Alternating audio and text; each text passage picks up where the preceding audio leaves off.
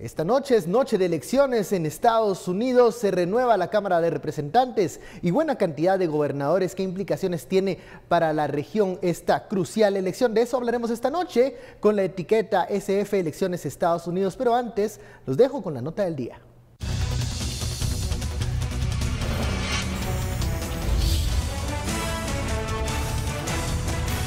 Los votantes hacían fila el martes para participar en las elecciones de medio mandato en Estados Unidos y de esa manera expresar su sentir con la presidencia de Donald Trump. Es una participación impresionante. De hecho, nunca había visto a tanta gente y he estado aquí por 15 años. Ha habido mucha división en la política de Estados Unidos. Las elecciones de medio mandato no atraen usualmente a muchas personas, pero como yo veo, hay mucha gente en las urnas y la gente realmente quiere demostrar cómo se siente con esta administración. Los comicios en los que se eligen congresistas, cargos ejecutivos locales y estatales son vistos por muchos como un referéndum sobre el controvertido gobierno de Trump.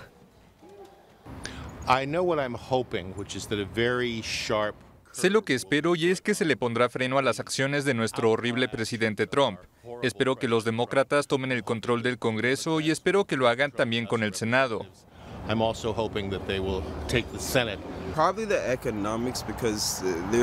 Probablemente lo económico, porque hay muchas cosas diferentes. El dinero se está perdiendo, las diferentes tarifas con México, Canadá y China. Claro que creo que eso es más importante ahora por la economía y la deuda está muy mal ahora.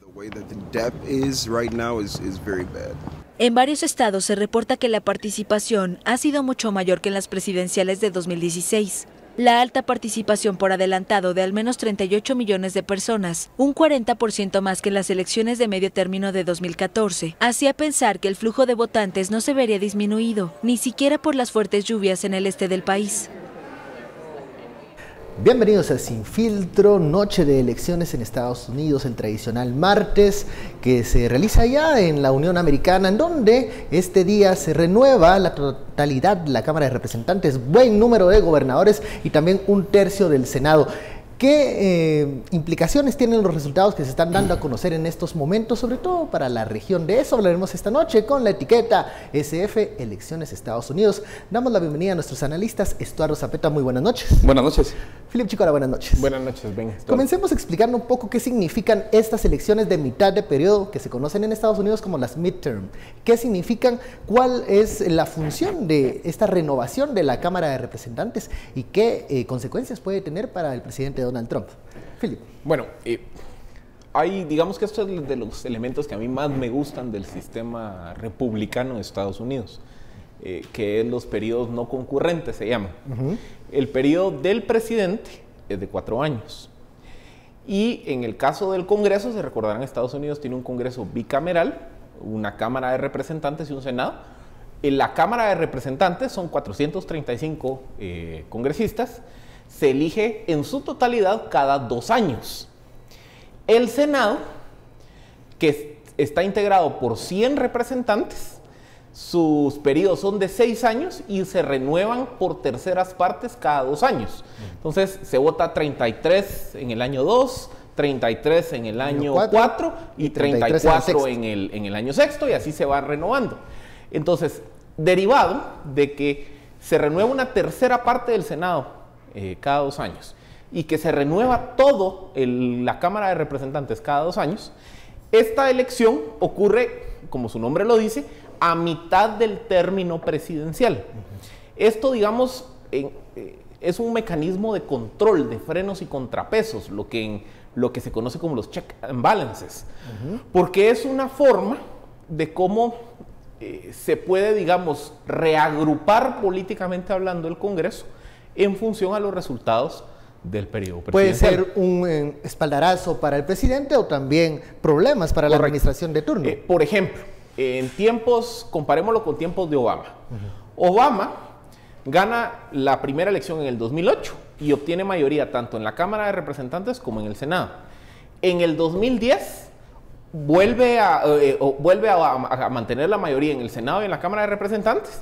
Y en el 2012, que es su segunda elección, él gana la presidencia, pero pierde la mayoría de la Cámara de Representantes y en el 2014 pierde también el Senado. ¿Y eso qué significó para la Eso administración de Obama? significó a partir del 2012, pero sobre todo a partir del 2014, el mensaje que había de los electores es que había un cansancio con la gestión demócrata. En el caso de Donald Trump, cuando se dan las elecciones, recordarán, tuvimos una cobertura especial esa noche. Esa noche, ese martes también. 2016. Donald Trump gana la presidencia y los republicanos obtienen mayoría también en la Cámara de Representantes y en el Senado. O sea, fue una trifecta de parte de los republicanos. En esta ocasión, ¿qué iba a ocurrir? Primero, el Congreso, como la Cámara de Representantes se iba a renovar en su totalidad y del Senado se iban a renovar particularmente escaños que le pertenecían a demócratas. Entonces, digamos que había muy pocos escaños en el Senado que poca pelea, digamos, poco margen de pelea y muchos para cambiar el ¿cómo así balance que eran de fuerzas? demócratas y republicanos? Es que en Estados Unidos hay tradición electoral muy fuerte. Por ejemplo, California es un estado demócrata. O sea, California arrasan los demócratas. En cambio, en los estados del centro-oeste de Estados Unidos, piensen Montana, Utah, Minnesota, Colorado, arrasan los republicanos. O sea, es como de elección a elección, esto siempre es así. Siempre rojo, azul. Entonces, ¿qué ocurría? La mayor parte de los 33 escaños del Senado que se iban a renovar en este 2018 eran escaños de estados particularmente demócratas. Entonces, no había, digamos, tanta pelea. La pelea donde se va que la vamos a ver y es donde se va a enfocar, digamos, toda la atención de esta noche, es en la Cámara. Porque ahí sí, como es una elección completamente nueva de los 435, ahí es donde se va a poder leer si el público norteamericano le da un espaldarazo a la gestión republicana y se mantiene mayoría republicana, o si hay, digamos, una derrota política, llamémosle así, digámoslo así, en el caso de que los demócratas obtuvieran control de la Cámara. ¿Qué está pasando con estas ya primeras proyecciones, según algunos medios estadounidenses, en donde los demócratas pues se harían con el control de la Cámara de Representantes? ¿Qué implicaciones tendría esto, Estuardo? ¿Y qué otros detalles particulares de esta noche de elecciones en Estados Unidos? Bueno, el mismo presidente Trump reconoció en varios de sus discursos que votar republicano era votar por él, era tener un voto de confianza acerca del trabajo. Su gran tema fue la economía, también el seguro social, ese siempre va a ser un gran tema.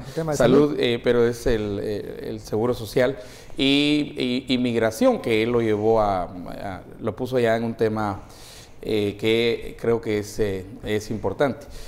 Nosotros a veces hablamos en Guatemala, durante las elecciones de Guatemala, del voto cruzado, pero lo que pasó hoy es que precisamente se cruzó el voto. Y la proyección que se tenía ya desde hace una semana era que los demócratas iban a retomar la Cámara Baja, que es la que va a reelección completa. Y cada 2 años. Estos están permanentemente en elecciones. Sí, ahí no hay problema de... Si mañana quiere salir alguien de una vez para su elección durante los siguientes comicios, pues puede darle y no hay problema. Ahí no hay nada que, ¿cómo se llama? Favor por campaña anticipada, no tiene eso. Y yo creo que eso significa, o sea, es un balance más interesante. Aquí hay que ver que hay temas que sí le preocuparían al presidente, principalmente el impeachment, ¿verdad? Llevarlo hacia un nivel de impeachment por algunos de los temas que posiblemente los grupos regresarían. Implicaciones muy interesantes, y es analizar cómo le hicieron los demócratas para volver a tomar. Son 435, ellos la Cámara de Representantes necesitan 218, van a obtener mucho más que eso, está proyectando por lo menos 230, si no es que más ya en este momento. Hasta este momento, según CBS News, están en 220 los 220, demócratas. Sí, pero y aún faltan que acaba, Estados Unidos tiene el cierre por zonas, hay por tres horarios. cosas que son bien curiosas, ¿verdad? ¿verdad? Obvio que primero cierra el este, ¿verdad? Todo el este, entonces miramos todo el este azul, ¿verdad? Eso es el este, es Nueva York, New Hampshire, Massachusetts, ¿verdad? Y luego va cerrando poco a poco conforme las zonas de tiempo, y el último que cierra, que fue a las 9 de la noche, ahorita precisamente, hora de Guatemala, fue California, ¿verdad? California y todos los del oeste. Y estos, lo que vemos siempre, y es una tendencia, es que a las orillas, al este, digamos, de California, lo miras azul, es muy demócrata, en Nueva York es muy demócrata, y cuando te vas yendo hacia el centro, al Midwest, ¿verdad? Cuando te vas a Missouri, los a Iowa, si ves, a Wisconsin, a estos estados, a Ohio, empieza a haber una cuestión más roja, más republicana. Sin embargo, varios de estos distritos, ahí cada distrito tiene un número, entonces el distrito tal, los demócratas la pensaron muy bien y tomaron elecciones de sus candidatos muy bien pensadas. Por ejemplo, los demócratas hicieron una estrategia que me parece muy interesante, que yo creo que en Guatemala van para nuestro matate aprendamos, ¿verdad? Por ejemplo, jalaron, mirás 20 candidatos demócratas y mirás que 11 son mujeres. Y no solo son mujeres, sino son mujeres exitosísimas. Por ejemplo, de estas 10 mujeres, de los 20 candidatos demócratas, 10 son mujeres y 4 de las 10 mujeres son exsoldados. Que ese era pegarle al corazón de uno de los grandes discursos que ha tenido Trump, que es apoyar a las Fuerzas Armadas, al ejército de los veteranos. Y, por ejemplo, los demócratas se fueron también con temas bastante difíciles, la migración, ¿verdad? La migración, que era uno de los temas que centró en las últimas semanas la campaña, sobre todo. Y el cruce de votos se da precisamente que el votante, obvio, se tira a hacer azul la Cámara Baja, pero mantiene el rojo en la Cámara Alta, en el Senado. De hecho, el Senado gana algunas posiciones. Gana una posición, ¿verdad? Y eso es muy importante porque esa posición, y generalmente hay una tendencia de seguimiento. La política, cuando es profesional, hay seguimiento. Pero hay candidatos que obviamente tuvieron características muy especiales, ¿verdad? Vamos a seguir hablando de estos candidatos, sobre todo en los gobernadores, en donde se dieron algunas sorpresas. Habían estados swing también, de los que vamos a hablar. Digamos al morbo, porque muchos dirán por qué le están poniendo atención. Sí, ¿por qué estamos hablando de esto si está sucediendo a miles de kilómetros? ¿Quién estaba a favor de la CICIG? Miren, ¿qué candidaturas se están jugando hoy? Norma Torres está jugando su candidatura. Chris Smith, el detractor de CICIG en la Comisión Helsinki, está juzgando su candidatura. Elliot Engel, o sea, muchos de los congresistas que han dicho temas sobre Guatemala están compitiendo ahorita. Vamos a la pausa y vamos a seguir hablando de eso. SF, elecciones Estados Unidos.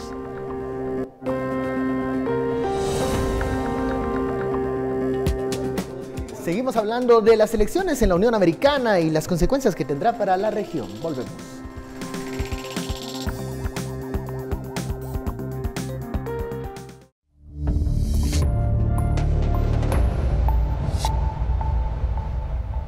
Regresamos a Sin Filtro, estamos hablando de las elecciones de mitad de periodo en Estados Unidos y los resultados que comienzan a darse a conocer. Philip mencionaba algunos nombres que no son ajenos a lo que está sucediendo aquí en Guatemala. ¿Cómo está esta revisión? Ahora sí hagámosla más detenidamente. Una revisión.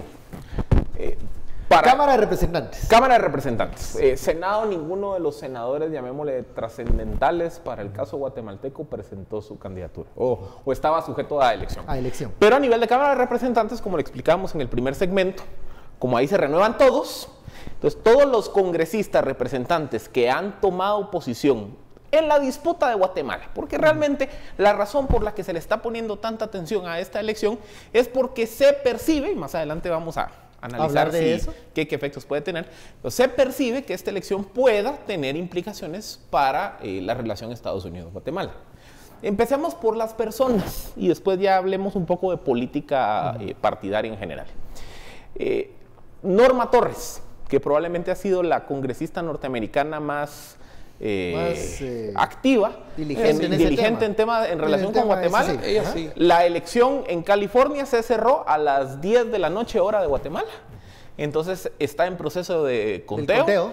hay que ver los resultados. Okay. Pero un poco lo que ya decíamos, California es un estado demócrata, entonces, en teoría, porque obviamente todo puede pasar, pero en teoría Torres no debería tener problema para reelegirse. Ed Royce. Ed Royce, que es otro senador que originalmente era muy pro-CICIG, pero después cuando fue se acordarán la audiencia que transmitimos aquí en la Comisión de Asuntos Exteriores, Ed Royce comunicó dudas y cuestionamientos sobre el tema CICIG en Guatemala. Ed Royce no se presentó a reelección. Ed Royce participaba por el estado de California. Okay. Entonces, hay que ver quién ocuparía ese lugar. Ese escaño. Luego, siguiendo en la lista, Chris Smith. Chris Smith es el diputado, el congresista que más le da seguimiento al tema de los Bitcoin. Él es congresista republicano de Nueva Jersey. Ajá. Él es el que lleva el tema a la Comisión Helsinki. Chris Smith prácticamente está por confirmarse, pero Chris Smith se ha reelegido por el estado de Nueva Jersey. Ileana Ross. Ileana Ross, que en su momento fue muy pro-CICIG, después, digamos, fue bajándole un poco la intensidad a su apoyo, no se presentó a la reelección. Ileana Ross era republicana. En su lugar, en lugar de Ileana Ross, llega una demócrata que es Donna Shalala por el estado de Florida. Entonces, digamos que hay un cambio de republicanos a demócratas. Luego, hubo 3 congresistas de Texas que cuando fue la decisión del presidente Morales de no renovar CICIG, que publicaron un comunicadito ahí que pasó medio desapercibido, pero eran Vicente González, Henry Cuellar y el tercero se me olvida. Los 3 prácticamente es un hecho que se van a lograr reelegir. Okay. Conclusión, salvo los que no se presentaron a reelección, todo va a seguir igual. Todo sigue así, todos siguen los mismos nombres. Hablábamos de esta reelección y lo que puede significar para la política exterior y sobre todo para la región. En las últimas semanas el presidente Donald Trump pues encabezó y lideró esta campaña en donde también esbozó un discurso migratorio en donde sabemos tiene sus adeptos, tiene sus bases que lo siguen. Pero, ¿qué pasó con este discurso? ¿Alcanzó lo suficiente o solo afianzó más la base que ya tenía el presidente republicano? Bueno, yo creo que al final no la afianzó, porque si no, no hubiésemos tenido el cambio, sobre todo en la Cámara Baja. Pero ahí están preguntando varios de los, cuáles son las implicaciones, digamos, para nosotros. En términos, por ejemplo, de Triángulo Norte, no solo Guatemala, sino Honduras y El Salvador. Se me ocurre Alianza para la Prosperidad, Alianza por ejemplo. para la Prosperidad, Caravana, Ayuda Internacional, todo eso. Y es que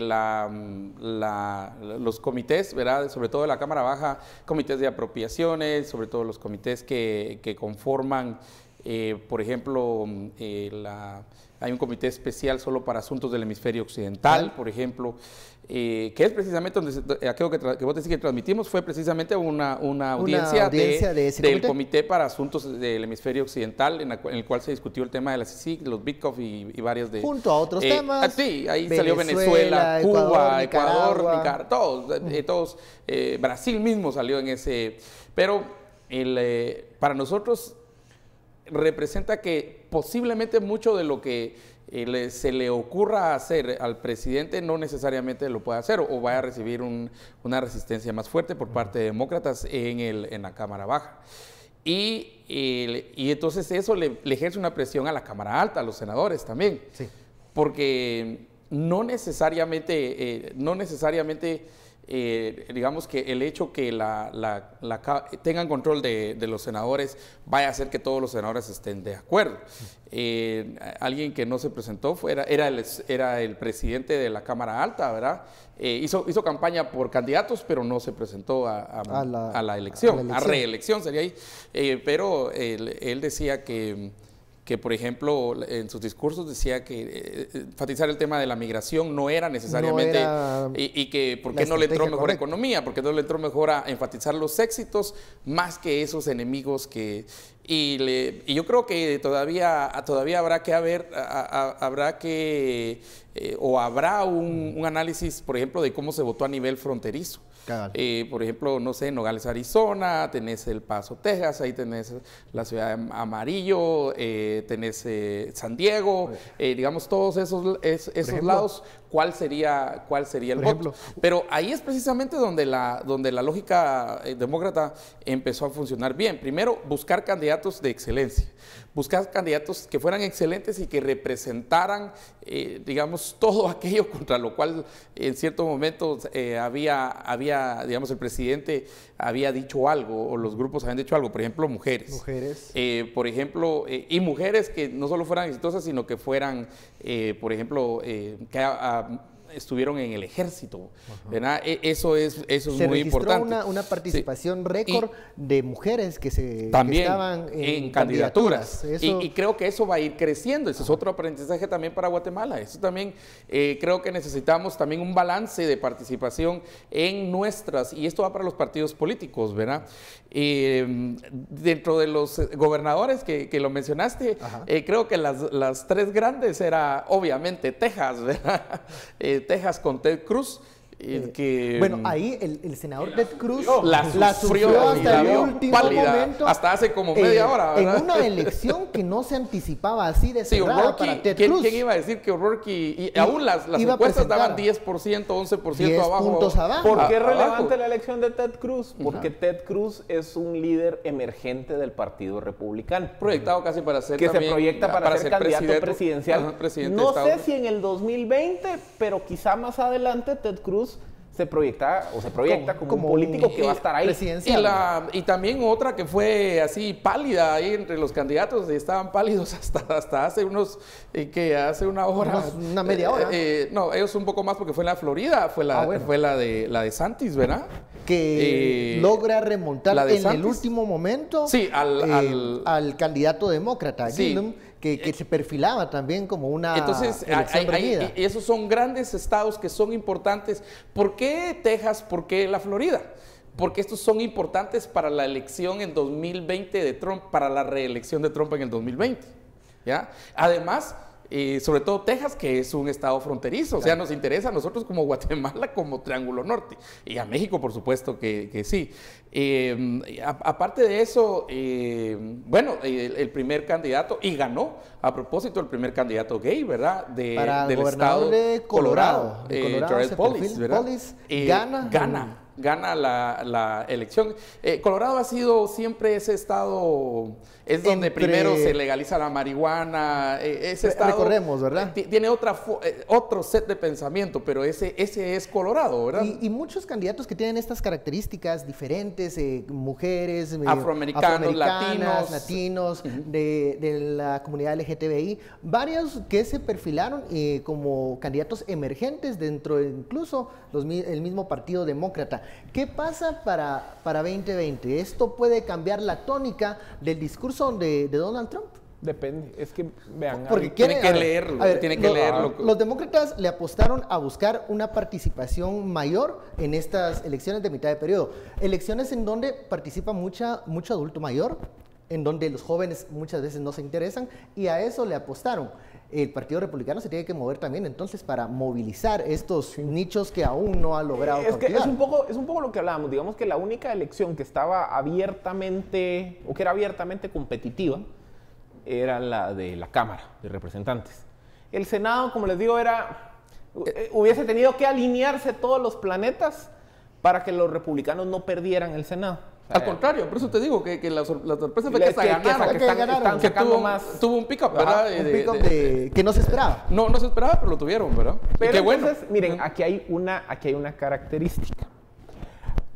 El voto del Senado es un voto que se define por grandes conglomerados poblacionales. Porque el Senado se vota a nivel de todo el Estado. Es un voto popular, ¿verdad? En la Cámara de Representantes se vota a nivel de distritos. Entonces, ¿cuál es la diferencia? Y digamos que esto en Estados Unidos, esta es la forma como se hace chanchullo en las elecciones en Estados Unidos, a nivel de las elecciones presidenciales. Pero, a ver, ¿cuál es la diferencia?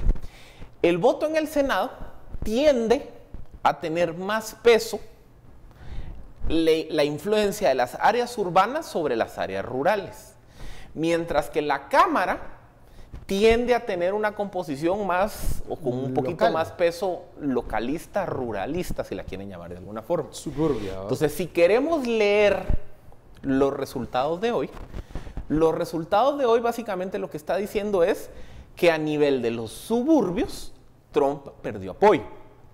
A nivel de las ciudades, los republicanos ganaron apoyo. Entonces, esto es algo que hay que leer. Incluso que no era la lectura que se hacía en un inicio. Era incluso, por ejemplo, ¿quién llevó a Trump al poder? Al poder, los suburbios. Entonces, básicamente lo que esto nos está diciendo es que aquí ha habido una inversión en cuanto a los grupos que respaldan la gestión de Trump. O sea, los grupos más conservadores, que son generalmente los que se encuentran en los suburbios, en el área rural, hoy estamos viendo que esos grupos más conservadores de los suburbios, hay algunos segmentos que empiezan a dudar de la gestión Trump. En cambio, los segmentos de las ciudades son los que están cambiando su discurso. Digamos, de un discurso más prodemócrata en el 2016 a un discurso más pro-republicano. ¿Cuál es la lectura que se puede hacer de esto? Primero, las ciudades son las que están teniendo el mayor beneficio por el boom económico. Claro. Entonces, realmente, digamos... Lo que decía Paul Ryan en su momento. Correcto. O sea, cuando vemos dónde se está viviendo el mayor dinamismo de la política económica de Trump, se está viviendo en las grandes metrópolis. Entonces, las grandes metrópolis que pueden tener, o que históricamente han tenido un pensamiento, digamos, más progresista, o sea, más tirado del lado demócrata, hoy son los segmentos que dicen, pucha, muchacha, pero miren, la cosa está bien, pues. Entonces, ¿qué están haciendo? Votando republicano. Te voy a interrumpir. Seguimos luego de este corte, hablando de este tema interesante. Volvemos. Continuamos analizando las elecciones y qué pasó con el tema migratorio. De eso hablaremos al volver.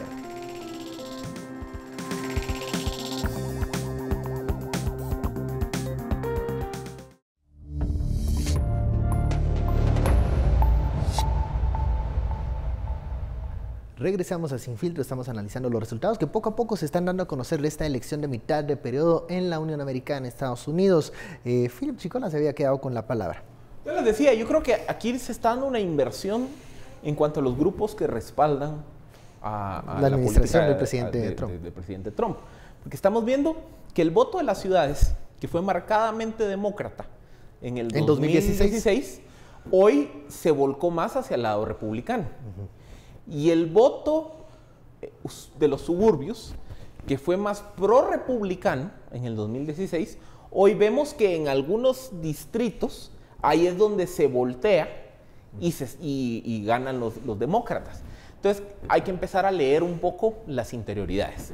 ¿Cómo explicar que las ciudades que eran muy pro-demócratas en 2016 hoy se volvieron más pro-republicanas? Por el boom económico. El tema económico, o sea, es lo que ahí son los focos en donde más se está viviendo el impacto positivo de ese boom. Entonces, por mucho que el pensamiento de... que no les agrade algunas que sea declaraciones, muy progresista, digamos, que cuestionen algunas formas de Trump, cuando están viendo los resultados económicos que se están dando en Estados Unidos, al final el votante de la ciudad dice, pues, ¿para qué voy a cambiar? Bien, y no solo para qué voy a cambiar, yo voy a cambiar mi forma de pensar y entonces le voy a dar un espaldarazo. Ajá. Y el espaldarazo es, a través del Senado, por ejemplo, se puede trabajar temas como reducción de déficit fiscal, reducción de impuestos, que es algo que Trump, digamos, ha empujado muy activamente en sus 2 años de gestión. Y entonces ahí es donde vemos la explicación de por qué ese espaldarazo a nivel de Senado. Más difícil de entender es por qué se perdió apoyo en algunos suburbios. Eso creo que sí requiere, digamos, meter el termómetro de forma más profunda. Algunas reflexiones que se han hecho, por ejemplo, el manejo en general del tema migrante. O sea, hay quienes, a pesar de que siguen apoyando una postura dura en cuanto a que Estados Unidos cierre fronteras, han cuestionado formas, o sea, discursos, cómo se ha referido, por ejemplo, Trump a la política migratoria. Segundo, en algunos suburbios también, digamos, se ha percibido que muchas de las denuncias que se han hecho hacia el Partido Republicano por temas de financiamiento de campaña no se han, digamos, abordado con la transparencia del caso. Y digamos que las personas de los suburbios tienden a ser los más moralistas en términos políticos. Entonces, digamos que las lecturas que se empiezan a dar es que estos dos temas pueden ser las razones por las que, no bastiones, pero territorios que fueron muy republicanos en el 2016 se movieron más hacia lo demócrata. Philip, el factor que más personas se hayan inscrito para participar o que les haya llamado la atención votar en estas elecciones de mitad de periodo también pudiese ser un factor que hay que mira analizar. El número de votantes que lo hicieron por adelantado. Que ese es un termómetro de cómo está millones. El interés de la elección. Exactamente, y al final habrá que ver los resultados de la asistencia, ¿verdad? Yo creo que eso va a decir mucho. Pero sí, aquí habrá que entrar con microscopio a ver, digamos, por qué los republicanos perdieron en lugares que pues ya se tenía... miren, política, y eso lo tienen que aprender los partidos políticos aquí en Guatemala, no se puede dar por sentado nada. La política cambia. Y se pelea hasta el último momento, ¿no? Se pelea hasta el último momento, y hasta el último voto, y hasta el último fiscal de mesa. Si quieren como tenemos nosotros nuestro sistema aquí. Y no solo eso, sino que también tienen que aprender los partidos en Guatemala que tienen que buscar, y ese es uno de los énfasis, y es una de las grandes victorias de los demócratas hoy, tienen que buscar candidatos de calidad. Yo te envié el video de este caso en Atezcatempa. Quienes quieran ver el video de Atezcatempa, de cómo se negocia una candidatura para la alcaldía. ¿Cómo se buscan liderazgos? Cómo se busca el disque liderazgo, ¿verdad? Es, bueno, participa, te vamos a apoyar, te voy a dar obras, ¿verdad? Y obras, por supuesto, pagadas con nuestros impuestos, no con los impuestos de quien está ofreciendo las obras. Y ¿sabes qué? Le vamos a dar dos plazas, ¿verdad? Una para tu hijo y una para tu hija. Y para tu hija en la MUNI, o para tu hijo mejor en la MUNI, y tu hija la sacar a otro lado, porque si están los dos en el mismo lugar son hermanos, es en nepotismo. Hasta los delitos se saben, los corruptos, ¿verdad? Entonces, que no es así la forma. Aquí la forma debería de ser una forma mucho más meritocrática, profesional, que trascienda un poquito allá de si es indígena, si no es indígena, que trascienda como hemos visto esta vez, y que busquen la calidad, porque digamos los demócratas no ganaron solo porque son demócratas, ganaron porque presentaron no solamente excelentes candidatos en los lugares donde ganaron, sino también atrás de los candidatos iba un apoyo. Estaba viendo números preliminares de cuánto costó esta campaña, que ha sido, si no la más cara entre las más caras. Esta creo que ha sido la campaña más cara en Estados Unidos. Hay candidatos que por un distrito casi llegaban a los 100 millones de... Hablabas, Estuardo, de candidatos de calidad, pero también incluso en las filas del Partido Demócrata se dio cierta distancia a la élite tradicional que estaba en el Partido Demócrata. Esa élite que no logró convencer en 2016, como mencionaba Philip, a mucho votante del suburbio. Ahora se buscó un candidato lo mismo diferente. Pasó con los republicanos. Trump al final fue un resultado de la revuelta dentro de los republicanos. Recordemos el Tea Party, ¿no? Desde que venía el Tea Party. ¿Qué hace el Tea Party? Es entrar a los republicanos, no podían ser Tea Party. Entonces dijeron, entremos a un partido y lo infectamos y lo cambiamos. Y eso fue lo que sucedió. Y eso lo hicieron, ¿para qué? Para estas elecciones en 2010, donde estaba Obama de presidente. Y ojo que 2 años después, Obama gana la reelección. Entonces, es un balance, miren, y ese balance y esas democracias que ya tienen sus años, no digo que no tienen sus problemas, tienen sus retos, obvio, el mundo va variando y va cambiando, pero que han aprendido, ¿verdad? Y la gente también va aprendiendo, y la disposición también del ciudadano en participar, porque ese es el siguiente gran reto, que usted tiene que participar. Y todos tenemos que participar, no solamente ser habitantes, sino ser ciudadanos. Nos tiene que interesar. ¿Por qué? Porque ahí va el presupuesto. ¿Por qué? Porque ahí va, en la alcaldía va también el mejoramiento de su pueblo, de su colonia, de su zona, de su lugar. ¿Verdad? Entonces, recuerden que al final toda política es local, y por eso estas elecciones de Estados Unidos son muy fuertes, porque esta es la política local, y regresa cada tiempo, ¿verdad? El circo regresa cada rato. ¿Es justo calificar esto como un referéndum a la figura de Donald Trump? Sí, él mismo, te repito, él mismo lo decía, ¿verdad? Decía un voto por un voto por el republicano es un voto contra, y un voto por el republicano es el referéndum. Pues ahí está el referéndum, pues que lea los números. Entre los demócratas sí hay que tomar en cuenta, yo te estaba diciendo en el corte que no todos los demócratas se irían por Nancy Pelosi. No, correcto. Y entonces también no van a creer que el hecho de ser azules o ser demócratas, hay quien, creo que hubo uno por lo menos que sí hizo su campaña, uno de sus grandes lemas de campaña era que era demócrata, pero que ni muerto votaba por Nancy Pelosi. El demócrata tejano es casi republicano. Claro. Sí. Entonces, por eso puede incidir también en cambios en el Partido Demócrata, en el liderazgo del Partido Demócrata. Y ese traslape de números, o sea, hay cierta... y ahí van a tener que pensar los demócratas quién va a ir a liderar esta nueva ola ese partido ya en la Cámara Baja. Si esta nueva ola azul que oxigena al Partido Demócrata exige cambios en el liderazgo de los demócratas, vamos a ver entonces nuevos nombres y a esta élite demócrata ya de años, pues tratando de dar un paso al costado para darle entrada a estos nuevos líderes. Del lado oeste, Mitt Romney gana en un caso gobernador de Massachusetts. Gobernador de Massachusetts. Pasa a senador de Utah, ¿verdad? Interesante. Que de hecho, ¿por qué Utah es interesante? Pero es como lo que pasó, por ejemplo, con los Bush. Sí, pues, que eran originarios de Texas y se van a la Florida. Se va a Florida. Ajá. En la Florida. Pero es interesante porque en Utah está ¿cómo se llamaba? Este señor que, hablando de CICIG precisamente, era un senador de Utah, ¿verdad? Era bastante anti-CICIG. Sí, me recuerdo que creo que vino incluso a visitar al presidente Morales. Entonces, ahí los nexos y todo esto, ¿verdad? Pero ahora va el mormón Romney va a...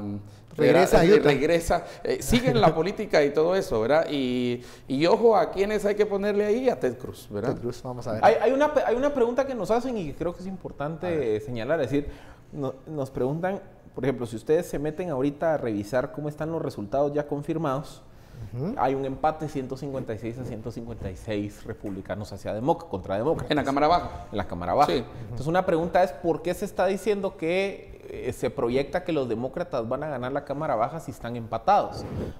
Por una razón. Porque las últimas elecciones en cerrar son las elecciones de la costa oeste. Que cerraron ahorita. Que cerraron a las 10 horas de Guatemala. Estamos nosotros, estamos cerrando la... Y las elecciones en la costa oeste tienen un estado clave, que es California. California tiene 53 distritos, o sea, elige 53 diputados. La expectativa es que los demócratas vayan a ganar por lo menos 40 de esos 53. Entonces, digamos que aparecen empatados ahorita, pero la expectativa es que conforme se vayan confirmando los resultados de California, eso es lo que va a llevar a que se dispare el número de... Y en esos que vienen ahorita es donde está Norma Torres, porque preguntaban acerca de Norma Torres. Estaba ella es distrito, ¿qué? 39. Ella es distrito... Ahí los distritos que son divisiones, digamos que son divisiones dentro de los mismos estados. ¿Se recuerdan que aquí hubo una propuesta parecida exactamente, de dividir en distritos los departamentos? Hasta Huehuetenango que se dividiera en tres regiones. Es que esa es la genialidad del sistema norteamericano. Ah, sí. Correcto. Por ejemplo, California, que es un estado enorme. California la subdividen en 53 pedacitos, distritos. Y cada uno de esos distritos elige a un congresista. Por ejemplo, hay distritos que son republicanos. Correcto. En California. Entonces, que ¿cuál siempre es han sido el valor? Esos están cambiando. ¿Cuál es el valor de un distrito? Que es bueno. Orange County, El distrito zona 11. Entonces va a competir Estuardo, que es demócrata, Philip, que es republicano, y Ben, que es del Partido Independiente. Y es un candidato por partido. Y entonces se da la elección. Y resulta que Estuardo gana la elección, toda la zona 11, el distrito zona 11, sabe que Estuardo es su representante. En lugar, que es el modelo que tenemos aquí en Guatemala, en donde todo el estado es un solo distrito, aquí en Guatemala, ¿qué pasa? Aquí votamos por una lista. Entonces, básicamente, el equivalente sería que en California votaran por una lista de 53 candidatos. es mejor... Y que le aplicaran la fórmula de Hunt después del voto de los estudiantes, que es lo que tenemos nosotros. Que es lo que pasa aquí en Guatemala. Es más sano agarrar el Estado, subdividirlo en pedacitos, distritos, y que cada distrito elija a su representante de forma uninominal, porque permite individualizar a quién es el candidato. Eso no lo quisieron aprobar los señores diputados. No, lo pasaron. Bueno, vamos... ¿Qué iban a querer cambiar eso? Bueno, vamos a una pausa, volvemos. Regresamos con más de estas implicaciones de las elecciones en Estados Unidos. ¿Qué escenarios a futuro? Todo eso al volver.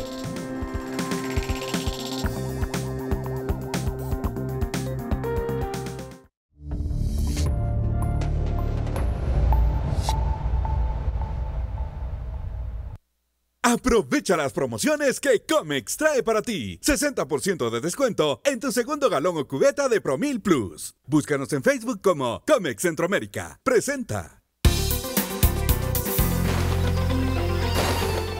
Bienvenidos a esta emisión de Sin Filtro. Les saluda Sara Guerrero. Es momento de informar rápidamente lo que sucede en las condiciones del clima para la meseta central. Tenemos en pantalla el pronóstico de los próximos 3 días, miércoles, jueves y viernes. Vemos que miércoles se pronostica nuevamente la presencia de lluvias acompañados de tormenta eléctrica como consecuencia del ingreso de humedad por ambos litorales, mientras que para jueves y viernes nuevamente cielos parcialmente soleados, disfrutando pues un ambiente bastante cálido con viento proveniente del norte. La temperatura máxima estará oscilando entre los 24 y 25 grados centígrados al filo del mediodía, descendiendo nuevamente entre 16 y 17 grados al filo de la noche. Información también que compartimos con ustedes referente al sol, 5:55 de la mañana los primeros rayos, amanecemos con muy poca nubosidad en todo el territorio guatemalteco y los últimos rayos del sol los tendremos a las 17:36. De esta manera concluimos la información referente al clima. Muy buenas noches. Continuamos en Sin Filtro, la etiqueta SF Elección Estados Unidos. A estos momentos seguimos conociendo los resultados que van ya dándose a conocer según varios medios norteamericanos, en donde se proyecta que los demócratas tomarían control de la Cámara de Representantes y los republicanos mantendrían el Senado.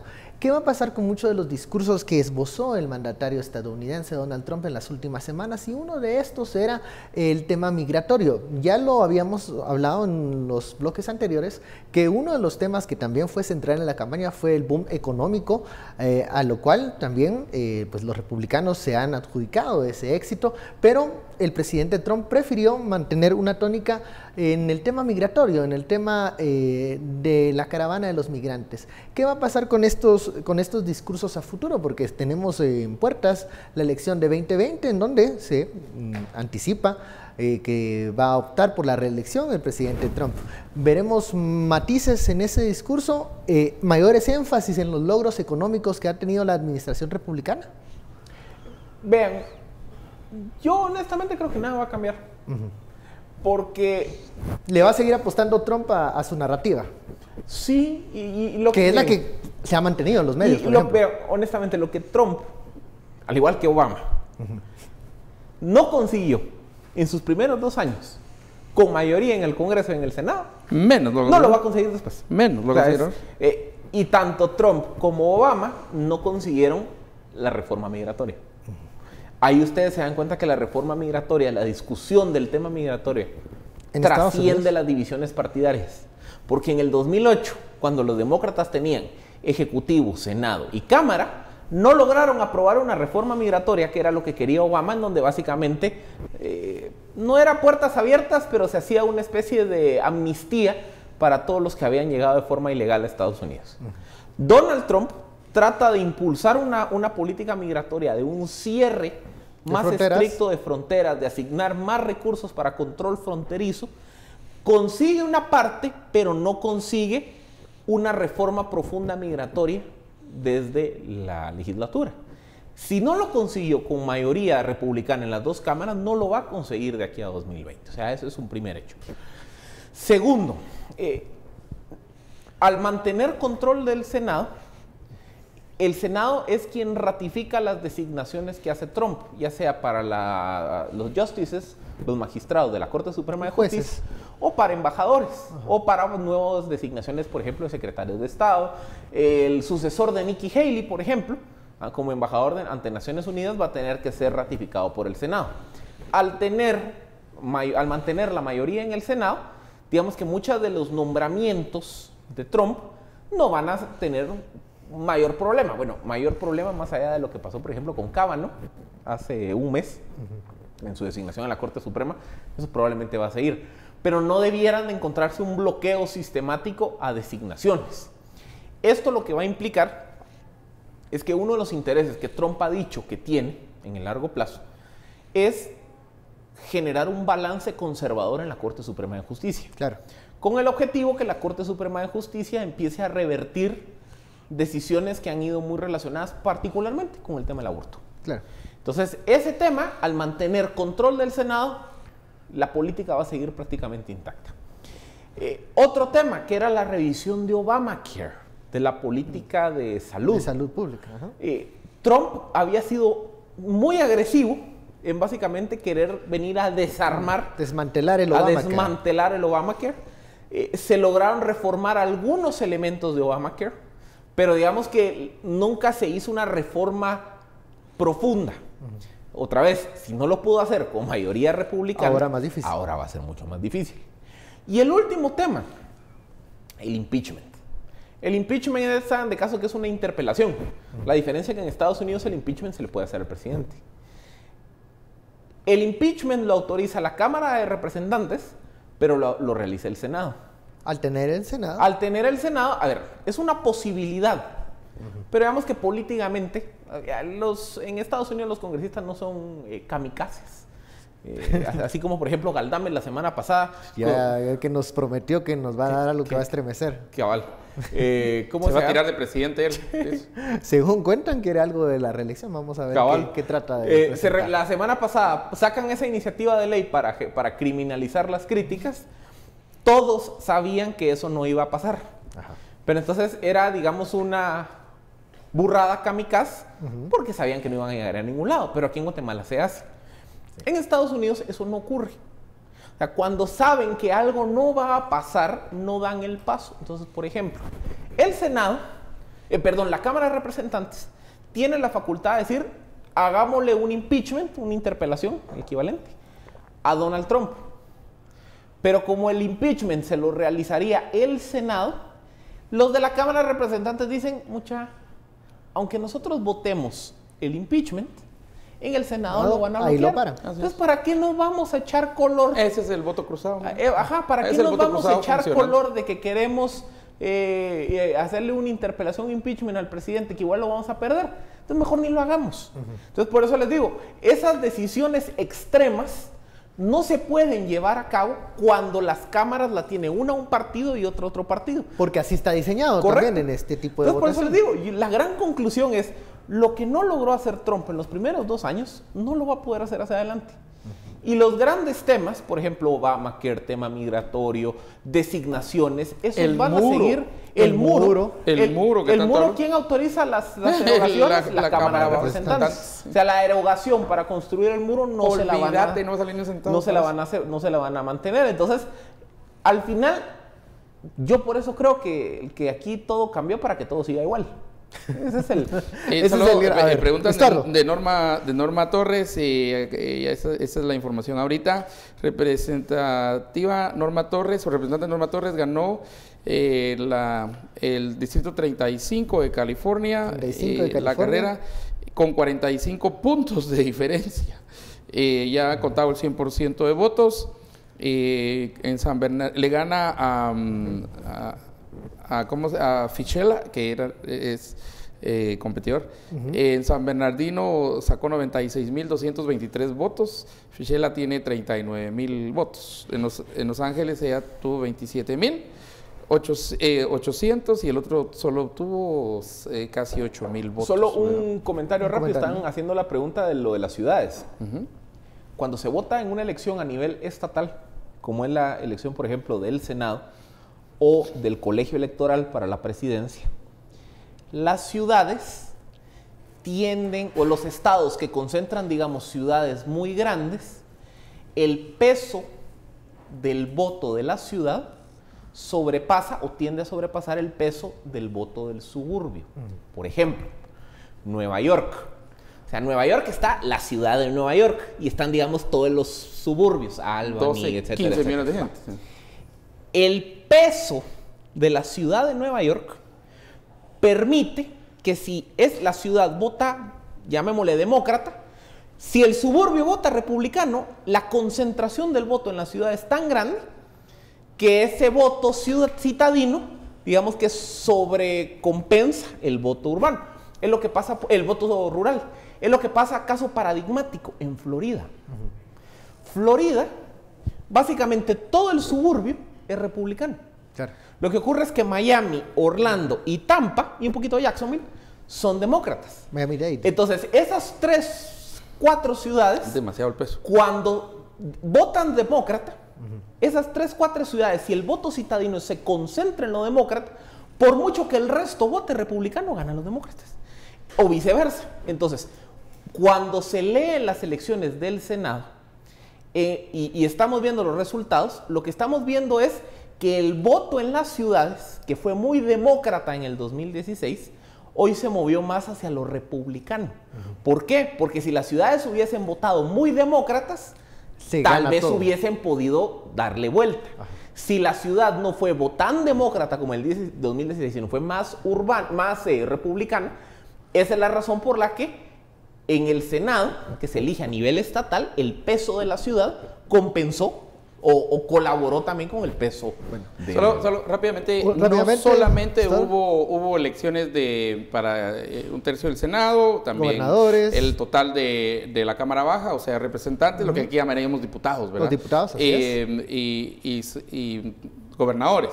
No, hubo una serie de elecciones a nivel local, por cada de distrito. Así es, incluso por cada estado hay... el sheriff es electo. Para incluso propuestas estatales. El sheriff es básicamente el jefe de la policía, pues, ¿verdad? El fiscal general. El fiscal general de la localidad. Así es. Y entonces todo este fue la serie de elecciones. Seguiremos pendientes de los resultados que se están dando a conocerse en la Unión Americana. Hemos llegado al final de esta hora de análisis. Muchísimas gracias, Estuardo, Philip. A usted muchas gracias por su sintonía y preferencia. Los dejamos con María Luisa Gómez. Adelante. Gracias a nuestros compañeros de Sin Filtro por ese análisis. Por supuesto que mañana vamos a estar pendientes del tema que van a tratar. En este momento tenemos, como lo hacemos todas las noches, la nota de cierre, y es sobre la constante amenaza de cazadores. Distintos activistas programaron un cuidado de tigres por medio de 3.200 cámaras escondidas. Eso es lo que tenemos. El registro de la población de tigres salvajes en Nepal es una actividad complicada, pero no imposible para los ecologistas. Escondieron más de 3.200 cámaras en la selva para estudiar a la población de tigres salvajes. El duro esfuerzo dio fruto al descubrir que la especie casi duplicó sus ejemplares en una década, tras haber estado a punto de extinguirse. Las cámaras fueron instaladas con la ayuda de elefantes y permitieron constatar que de los 121 especímenes vivos en 2009 se pasó a 235 actualmente. Más de 4.000 fotografías fueron analizadas prestando atención a las rayas de los tigres, un rasgo identitario único, similar a las huellas digitales. Si países como Nepal, pequeños, menos desarrollados y con muchos desafíos, pueden hacerlo, los otros también pueden. Se calcula que en 1900 había unos 100.000 tigres en el mundo, cifra que bajó hasta 3.200 en 2010. Nepal posee una legislación dura contra los cazadores furtivos y firmó, junto a otros 12 países, un acuerdo para duplicar su población de la especie para 2022. Pero los ecologistas son conscientes de que un aumento de los tigres representa también un foco de atracción para los traficantes y el mercado negro. Así que creen que ahora es más importante que nunca mantener la vigilancia. Bueno, y así concluimos con esta tercera emisión de Noticiero Guatevisión, agradeciendo por supuesto su sintonía e invitándolo a que nos acompañe mañana a partir de las 9 de la noche. Por el momento, lo mejor para usted, descanse.